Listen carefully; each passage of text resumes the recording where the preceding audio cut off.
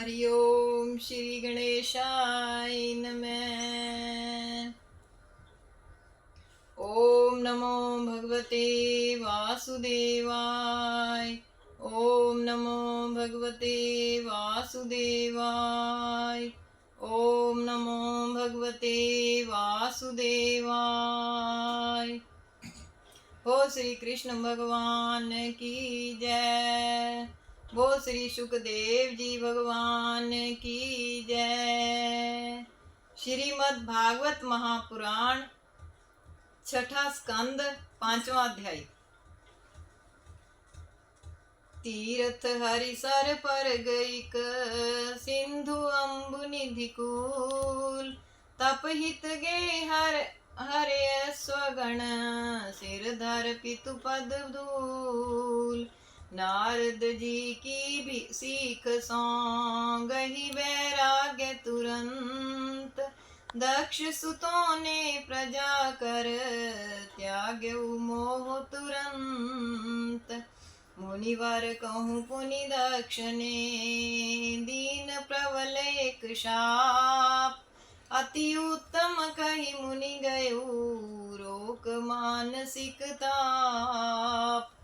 श्री सुखदेव जी बोले, हे राजन, दक्ष ने उस समय स्त्री असिकनी में हर्षव नाम के 10,000 पुत्रों को उत्पन्न किया। हे राजन, समान वृत्ति वाले उन पुत्रों को पिता दक्ष ने जब संतान करने के लिए आज्ञा दी तो वे पश्चिम दिशा को चले गए। वहां पश्चिम में नारायण सरोवर में उन्होंने स्नान किया। स्नान करते ही उनके मैल धुल गए और वह बड़े प्रसन्न हुए। प्रजा के बढ़ाने के लिए उग्र तपस्या करने लगे। तपस्या करते हुए एक दिन उनके पास नारद जी आकर बोले, हे हर्षो, पृथ्वी का अंत बिना देखे तुम बालकपने की बुद्धि से कैसे संतान उत्पन्न करोगे। दुख है कि तुम लोग इस बात को बिना जाने ही सृष्टि करने के लिए व्यर्थ तप कर रहे हो।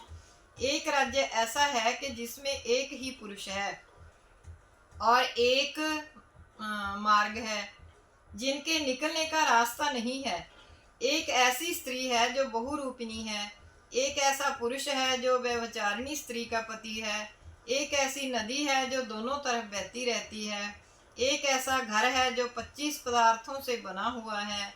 एक ऐसा हंस है जिसकी कथा बड़ी विचित्र है और जो स्वतंत्र घूमता रहता है। हे मूर्ख हरेशो, जब तक सर्वज्ञाता अपने पिता की आज्ञा को समझ ना लोगे और इन पदार्थों को जान ना लोगे, तब तक कैसे सृष्टि कर सकोगे। श्री सुखदेव जी बोले, नारद जी की इस प्रकार की कूट वाणी गूढ़ रहस्य युक्त वचन को सुनकर हर्षव अपनी बुद्धि से विचारने लगे। देव ऋषि नारद जी सत्य कहते हैं। यह सूक्ष्म शरीर ही जिससे के जीव कहते हैं वही पृथ्वी है और यही आत्मा का अनादि से बंधन चला आ रहा है। इसके अंत विनाश देखे बिना मोक्ष के अनुपयोगी असत कर्मों के करने से क्या लाभ होगा। वास्तव में ईश्वर एक ही है। जागृत, स्वप्न, सुषुप्ति, इन तीनों अवस्थाओं से और अभिमानियों से भिन्न और वही उसका साक्षी भी है। वही सबका आश्रय है, परंतु उस ईश्वर का आश्रय कोई नहीं है। वही भगवान है। उन भगवान के देखे बिना और भगवान को ना समर्पण किए हुए कर्मों के करने से क्या लाभ। मनुष्य जिस प्रकार बिल रूप पाताल में घुसकर यहाँ से नहीं लौटता, उसी प्रकार जीव आत्मा परमात्मा को पाकर फिर संसार में नहीं लौटता। अतः उस स्वयं ज्योति ईश्वर के जाने बिना असत कर्मों से क्या लाभ। यह बुद्धि ही सत्वादि गुणों के धारण करने वाली व्यभिचारिणी स्त्री के सदृश है। इसके जाने बिना असत कर्मों से क्या लाभ। यह माया ही एक नदी है। तपस्या, विद्या आदि इसके किनारे तट हैं। इसका बहाव सृष्टि और प्रलय दोनों ही ओर है। इसके स्वरूप विचार किए बिना माया कर्मों के करने का क्या लाभ। 25 तत्व ही घर हैं। पुरुष उनका आश्चर्यमय आश्रय है। यह बात ना जानकर कर्म करना व्यर्थ ही है। भगवत तत्व बनाने वाला शास्त्र ही हंस है। यह हंस बंध, मोक्ष और जड़ चेतन को पृथक पृथक करके सिखा देता है। यह काल ही एक चक्र है, यह लगातार घूमता ही रहता है। इन सब के जाने बिना असत कर्म के करने से क्या लाभ। हे राजन, हर्यश्व ने एक मत से यह निश्चय कर नारद जी की परिक्रमा करके उस मार्ग का आश्रय लिया जिससे के फिर कभी लौटते ही नहीं। देव ऋषि नारद जी भगवान के चरणार बिंदों में मन लगाकर लोक लोकांतरों में भ्रमण करने लगे। दक्ष प्रजापति नारद के द्वारा पुत्रों का इस प्रकार चला जाना सुनकर अपनी उस संतान का सोच करते हुए बड़े दुखी हुए। फिर ब्रह्मा जी के समझाने पर शबलाशव नाम के 1000 पुत्रों को पैदा किया। वे भी प्रजा की सृष्टि के लिए पिता से आज्ञा पाकर उसी नारायण सरोवर को चल दिए। उस सरोवर में स्नान करके ब्रह्म का जप करते हुए तपस्या करने लगे। जल पीते हुए, वायु का भोजन करते हुए, हरि भगवान का पूजन करते ओम नमो नारायण इस मंत्र का जप करने लगे। हे राजन, नारद जी उनके भी पास आकर पहले की तरह कूटवाणी कहने लगे। हे शबलाशवो, जो अपने भाइयों के मार्ग पर चलते हैं वे मरुद गणों के साथ आनंद करते हैं। ऐसा कहकर नारद जी वहां चल दिए और वे भी भाइयों के मार्ग को चल दिए जो कि आज तक नहीं लौटे। उसी समय में दक्ष ने बड़े बड़े अपशकुन देखे और फिर पहले की तरह नारद के लिए उस पुत्र नाश रूप कर्म को सुना। तब तो क्रोध से दक्ष के होंठ फड़फड़ाने लगे और फिर उसी समय आए हुए नारद जी से दक्ष बोले, आहा हे दुष्ट, साधु के रूप में फिरने वाले तूने बालकों को भिखारियों का मार्ग बतला दिया। 3 ऋणों से उऋण ना होते हुए उन बालकों के दोनों लोक ही नष्ट कर दिए। इस तरह निर्दयी होकर बालकों की बुद्धि बहका देने वाला तू हरि भगवान के पार्षदों के बीच में कैसे विचरता रहता है। तुझे छोड़कर अन्य सभी साधु महात्मा तो प्राणियों पर दया करते रहते हैं। स्नेह रूपी बंधन जब तक ना टूट जाए तब तक मनुष्य का वैराग्य करना झूठा है।